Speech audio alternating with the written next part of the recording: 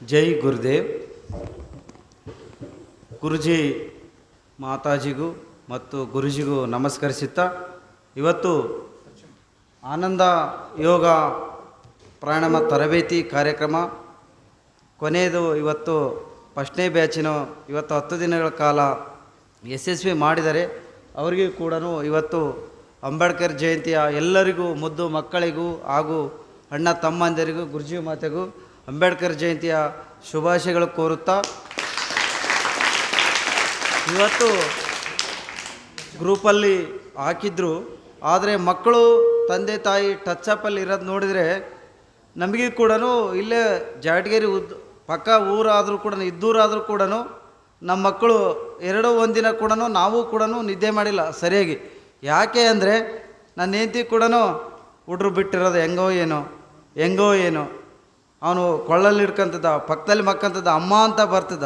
ಆದರೆ ನಿಜ ಇರಬೇಕು, ಇರಬಾರ್ದು ಅಂತಂತ ಹೇಳಲ್ಲ. ಆದರೆ ಮುಂದಿನ ಫ್ಯೂಚರಲ್ಲಿ ಹೀಗೆ 1ನೇ ಕ್ಲಾಸಲ್ಲಿ ಅಂಥದ್ದಲ್ಲಿ ಅವನಿದ್ದರೆ ಮುಂದಕ್ಕೆ ತನ್ನಾಗಿ ತಾನೇ ಧೈರ್ಯವಾಗಿ ನಿಂತು ಬೆಳೆದು ತೋರಿಸುತ್ತಾನೆ.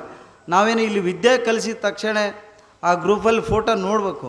5 ನಿಮಿಷಕ್ಕೊಂದ್ಸಲ, 2 ನಿಮಿಷಕ್ಕೊಂದ್ಸಲ ಡ್ಯಾನ್ಸು, ವಿದ್ಯೆ, ಹೊಡೆಯೋದು ಎಲ್ಲ ಇರಬೇಕು. ಒಂದೇ ನಕ್ಕಂತ ಇದ್ದರೆ ಇವ್ರನ್ನೇ ಆಟ ಆಡಿಸ್ಬಿಡ್ತಾರೆ. ಬಡ್ತಾನೆ ಇರಬೇಕು, ಕುಣಿಯೋದು ಇರಬೇಕು, ಡ್ಯಾನ್ಸೂ ಇರಬೇಕು. ಆದರೆ ಅಷ್ಟು ಅಚ್ಚುಕಟ್ಟಾಗಿ ಪಿನ್ ಟು ಪಿನ್ನು, ದೂರದಿಂದ ಇರ್ಬೋದು, ಬಳ್ಳಾರಿ ಇರ್ಬೋದು, ದಾವಣಗೆರೆ ಇರ್ಬೋದು, ಅಲ್ಲೇ ನೋಡಿ ಅವ್ರು ಕುಣಿಯ ನೋಡಿ ಉಲ್ಲಾಸದಿಂದ ಅಲ್ಲೇ ಅವ್ರು ಮರ್ತು ಬಿಡ್ತಾರೆ. ಅದು ಒಂದು ಒಳ್ಳೆಯ ಚಿತ್ರೀಕರಣ ಮಾಡಿದ್ದಾರೆ. ಆಮೇಲೆ ವಿದ್ಯೆ ಅಂದರೆ ನನ್ನ ಮಕ್ಕಳು ಎಲ್ಲರೂ ಕುಂತಿದ್ದಾರೆ. ಆದರೆ ಎಲ್ಲರೂ DC ಆಗೋಕ್ಕಾಗಲ್ಲ, ಎಲ್ಲರೂ AC ಆಗೋಕ್ಕಾಗಲ್ಲ. ಆದರೆ ಆ ಮೈಂಡನ್ನು, ಬ್ರೈನ್ ಏನು ಮೊದಲೇ ಬೀಸ್ಮಟ್ಟ ತಳ ಹಾಕುತ್ತೆ ಅಲ್ಲ, ಆ ಬ್ರೈನ್ ಅನ್ನೋದು ವಾಶ್ ಆಗಿ ಆಮೇಲೆ ಅವರು ಊಟ, ನಿದ್ದೆ. ಆದರೆ ಮನೆಯಲ್ಲಿ 7 ಗಂಟೆಗೆ ಊಟ, 6 ಗಂಟೆಗೆ ಊಟ. ಒಂದೇ ದಿನ ಬಂದಿದ್ದೀನಿ, 2 ದಿನಕ್ಕೆ ನನ್ನ ಫೋನ್ ಮಾಡಿದ್ರೆ, ಗುರುಜಿ 3 ಹಾಕಿದ್ದೆ, ಏನೋ ಆರಾಮಿಲ್ಲ, ಹೊಟ್ಟೆ ನೋವು ಆಗೈತೆ ಅಂತಂದ. ಅವನು ಬಂದು ಒಂದಟ್ಟಿಗೆ ಹೇಳಿದ, ಎಲ್ಲ ಕಲಿಸ್ಕೊಡ್ತಾರ, ಪಾನಿಪೂರಿ ಮಾತ್ರ ತಿನ್ಬಾರ್ದಪ್ಪ, ಕತ್ತೆ ಹುಚ್ಚಿ ಹಾಕ್ತಾರೆ ಅಂತ. ಯಾಕಂದರೆ ಮನೆಯಲ್ಲಿ ಮಾಡಿರೋಂಥದ್ದು ಕೊನೆಗೆ ಇಷ್ಟ ಆದರೂ ಕೂಡ ಒಂದು ದಿನದಲ್ಲಿ ಹೇಳಿದೆ. ಒಂದು ನೀಟ್ನೆಸ್ಸು, ಯಾರಿಗೆ ಗೌರವ ಕೊಡಬೇಕು. ಒಬ್ಬರು ಹೇಳಿದವನು, ನಾನು ನೀರು ತಗೊಂಬಾರಪ್ಪ ಅಂತ ಹೇಳ್ತೀನಿ, ಅಕ್ಕಗೆ ಹೇಳು ಅಂತ ಹೇಳ್ಬಾರ್ದು. ಅವ್ರಿಗೆ ಯಾರಿಗೆ ಹೇಳಿರ್ತೀವಿ ಅವರೇ ತರಬೇಕು. ಅದು ಒಂದು ಇವತ್ತು ಹಂತವಾಗಿ ಕಲಿಸಿದರೆ. ಆದರೆ ಇದು ಕಲೀಲಿಕ್ಕೆ ಶ್ರಮ 30 ವರ್ಷಗಳಿಂದ ಮಾತಾಜಿಗೂ ಮತ್ತು ಗುರುಜಿಗೂ ಶ್ರಮ ಪಟ್ಟಿರ್ತಾರೆ. ಈಗ ನಾನು ಆ ವಿದ್ಯೆ ಕಲಿಯೋಕ್ಕಾಗಲ್ಲ, ಒಬ್ಬೊಬ್ರಿಗೆ ಒಂದೊಂದು ಥರ ಇದೆ. ಆದರೆ ಅದರಲ್ಲಾದರೂ ಕೂಡ 100% ಕಲೀಲಾದರೂ ಕೂಡ 50% ಕಲಿಬೇಕು ಅನ್ನೋದು. ನಾವು ಮೊಬೈಲಲ್ಲೇ ಏನು ಮಾಡ್ತಾರೆ, ಬೆಳಗ್ಗೆ ಫೋಟೋ, ನನ್ನ ಮಗ ಎಷ್ಟು ಗಂಟೆಗೆ ಎದ್ದ, ಅಲ್ಲುಜಿದೋ ಇಲ್ಲ, ಫಸ್ಟ್ ವಾಟ್ಸಾಪ್ ಆನ್ ಮಾಡೋದು, ಏನು ಮಾಡ್ತಾರೋ ಏನಿಲ್ಲ. ಈಗ ಸ್ನಾನ ಮಾಡ್ತಾನೆ, ಈಗ ಊಟ ಮಾಡ್ತಾನೆ, ನಾವು ಅಲ್ಲೇ ನೋಡ್ತಿದ್ವಿ.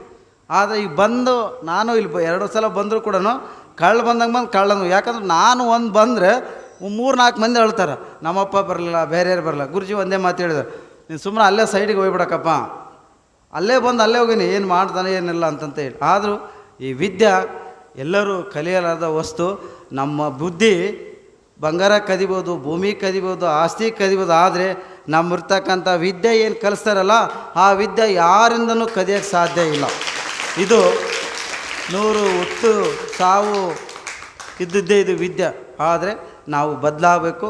ಈ ಮಕ್ಕಳು ಕೂಡ ಹೋಗಿ ಈಗೇನು ಇದೇ ಥರನ ಅಭ್ಯಾಸ, ಟೈಮ್ ಸರಿಗೆ ಏನೋ 9 ಗಂಟೆಗೆ ಊಟ, ನಾವು ಏನು ಟೈಮ್ ಟೇಬಲ್ ಏನು ಹಾಕ್ತಾರಲ್ಲ, ಅದೇ ಟೈಮ್ ಟೇಬಲನ್ನು ನಾವು ಅಳವಡಿಸ್ಕೊಂಡು, ನೀವು ಶಾಲೆ ಓಪನ್ ಆಗೋಕ್ಕೆ ಇನ್ನೂ ಇದೆ, ರಜೆ ಇದೆ, ಬಿಸಿಲಾಗೆಲ್ಲ ಹೋಗಿಂತನೂ ಒಂದು ರೂಮ್ನಲ್ಲಿ ಹಾಕ್ಯಂದು ಒಂದು ಧ್ಯಾನ, ವಿದ್ಯೆ, ನಿಮ್ಮ ಜೊತೆ ತಂದೆ ತಾಯಿನೂ ಕೂಡ ಕಲಿಸ್ಬೇಕು.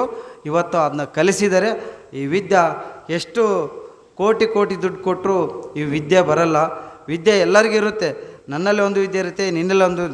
ಆದರೆ ಇದೇನೋ ಒಂದು ಮನೆ, ಕುಟುಂಬ, ಬಂಧು ಬಾಂಧವರು ಏನು ಅಂದ್ಕೊಂಡಿದ್ದೀವಲ್ಲ, ಇರುವೆ ಥರ ಇವತ್ತು ಅದೇ ಹೊರಗಡೆಗಾದ ಜಾತಿ ಭೇದ ಅದೆಲ್ಲ ಮರೆತು ಒಂದು ಇರುವೆ ಥರವಾಗಿ ಗುಂಪಾಗಿ ಒಟ್ಟಿಗೆ ಊಟ ಮಾಡೋದು, ಒಟ್ಟಿಗೆ ಸ್ನಾನ ಮಾಡೋದು, ಅದು ಎಷ್ಟು ಒಂದು ಚೆಂದವಾಗಿ ಕಲಿಸಿದಾರಲ್ಲ, ಅವರಿಗೆ ಕೋಟಿ ನಮ್ಮನ್ನು ಸಲ್ಲಿಸುತ್ತಾ ನಾನು 2 ಮಾತು ಮುಗಿಸ್ತೇನೆ.